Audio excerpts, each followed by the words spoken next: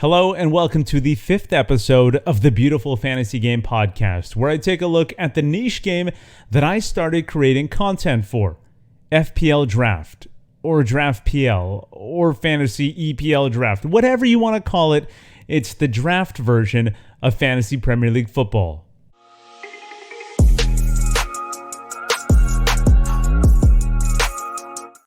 The fantasy draft game is similar to FPL because it is a fantasy game that uses Premier League players to measure weekly fantasy points. But that's pretty much where these similarities end.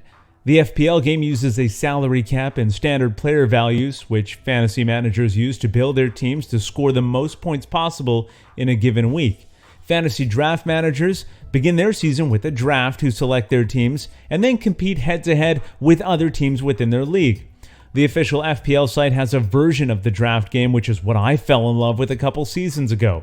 My favorite aspect of the game is that you have unique lineups and rosters, so ultimately if Harry Kane is on your team, only you get to brag about his hat trick because no one else in the league will have him.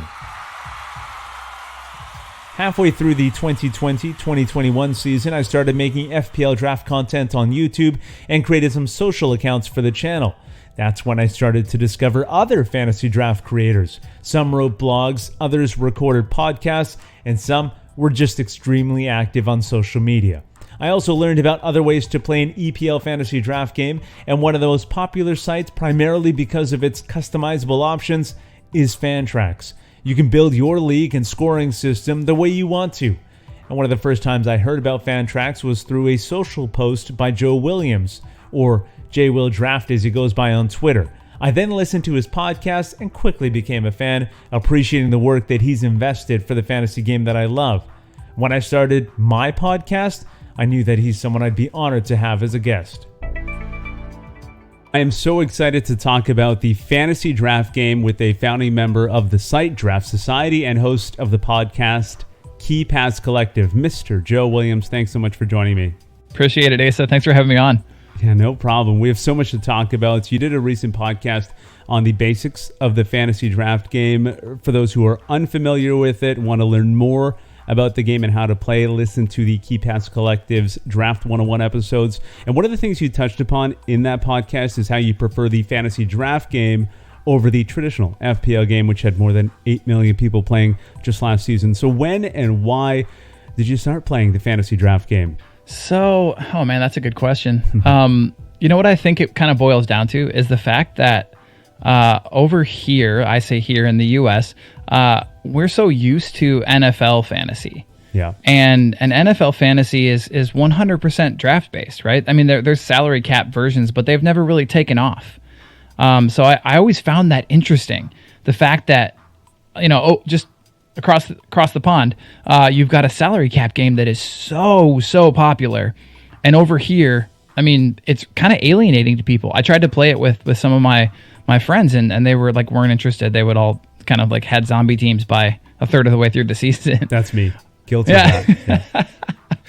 So I mean, I've always been drawn more to the draft game, I think, and then also for me, it really just boils down to the strategy of the thing. Like when it comes to what was it, 2 seasons ago, literally every single person owning Salah. Like I'm not into that. That doesn't keep my attention. Like if I can have Salah, but you can also have Salah, then there's no, I don't know what, like the FOMO, the joy of having that exclusive player is gone. I agree 100%. And I felt the same way up until recently, where it was honestly Euro fantasy, where I think I appreciated the traditional FPL game or that format a little bit more. So now I'm torn between the two games. So I'm excited about this upcoming season. I'll be playing both. I'm excited about both of those versions. But one thing that you mentioned in that podcast as well is other ways to play. Why is Fantrax maybe a preferred option of yours? Yeah, I prefer having a scoring system that rewards fantasy managers for a lot of the things that you see happen on the field that have a direct impact on the game. and that player, you feel like if they're on your fantasy team, they should be getting recognition in the form of points for that thing that they did, whether it's a key pass, whether it's an interception, whether it's a successful tackle or a successful dribble. Like these are really pivotal elements in the game. And so I think if you look back to when Taga was around, which was a previous platform that a lot of people would play the draft game on, they sort of pioneered a scoring system that really gave players credit for a lot of these sort of, if you want to call them peripheral stats, or sometimes we call them counting stats, and sometimes we call them ghost points. One of the things that we've talked about, and I've talked to with my friends, we've played the traditional or the FPL draft game on the Premier League website, and players like Conte are just irrelevant. They are undrafted for good reason, because they don't record any points, yet he's one of the best players in the world. Right. So Fantrax provides the opportunity to give those players more value, as I understand it. I have not played Fantrax yet. I'm excited to encounter that this season. Right. Yep. Absolutely. No, I think you hit it on the head. Yeah. The Fantrax, if you go with the default scoring, that's going to be your best bet if you want to also be able to use our website, Draft Society, to kind of help you with some of that analysis and some of that strategy. Mm-hmm. Yeah, there's a lot on the Draft Society website. I've browsed the website a little bit. Some of it is behind a paywall. You have to subscribe, but I understand the value is there once you get into these, especially if you're in a Fantrax league. There's some great content that you guys work on. So yeah, tell us a little bit about the Draft Society website. Yeah, I mean, it was just a dream of ours. We previously were writing for Fantrax, and they had sort of just like a rudimentary kind of blog page that a lot of our stuff would be published to. And, nothing against them. They run a fantasy platform. They're not worried about making things necessarily aesthetically pleasing when it comes to their articles and stuff. So we thought, well, what if we branched out and what if we created a place where we could house all of our rankings and our stats and all our tables and, actually create a user experience that's going to be vastly superior to what we can get on the Fantrax website, while still using the Fantrax platform as, our preferred place to play. Mm-hmm. So that's kind of, I guess that was the thinking behind it. And what's the response been like so far since you guys sort of rebranded and revamped that website in the last couple months? Oh, got it. I love the draft community. Yeah. I wrote an article called "The Love Letter to the Draft Community." So if anybody wants to go check that out, they can. But no, I mean, it's just nothing but support, and just good vibes. And everybody is so. I mean, they're thankful for the content, but really more than anything, they really do recognize the amount of effort that goes into producing this stuff. So yeah, I mean, we wouldn't do it if it wasn't for how much we appreciate the draft community. I've made legitimate friends in this community. I just moved to Raleigh not too long ago and have met up with two people multiple times that I met on Twitter.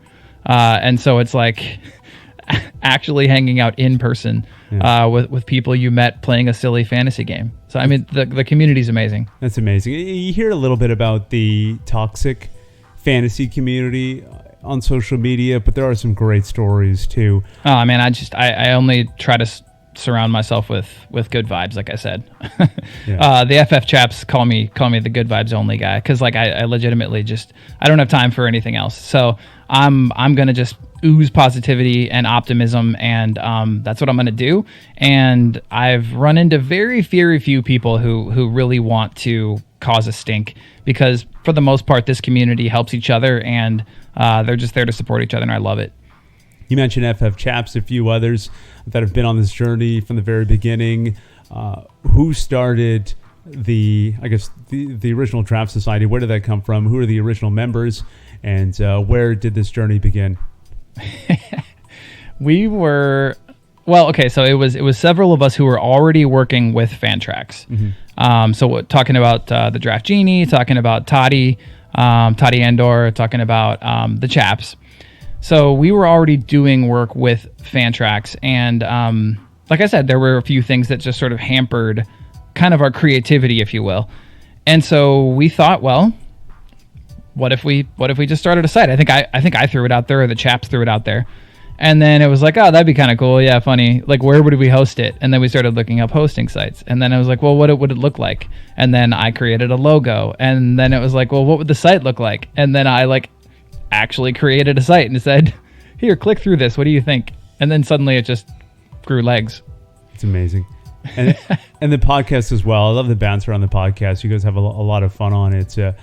When did that start?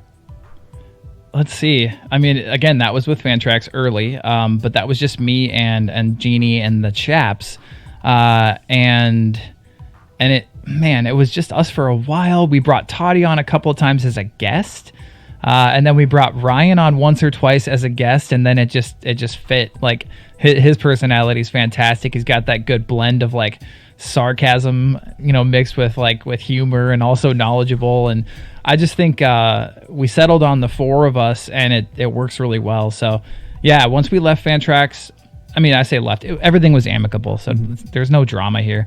But we left just to start our site and change to the Key Pass Collective, and we pretty much decided, it's going to be me, it's going to be Jeannie, Ryan, and Toddy, and that's kind of the team. So Joe, you guys do great work. I really love it. Appreciate it. Yeah, what are your goals? What are your aspirations for the upcoming season and beyond for the Draft Society? Because it looks great, and I've enjoyed the podcast so far. Yeah, this is a great question. It's one I'm laughing because it's one that we're figuring out right now.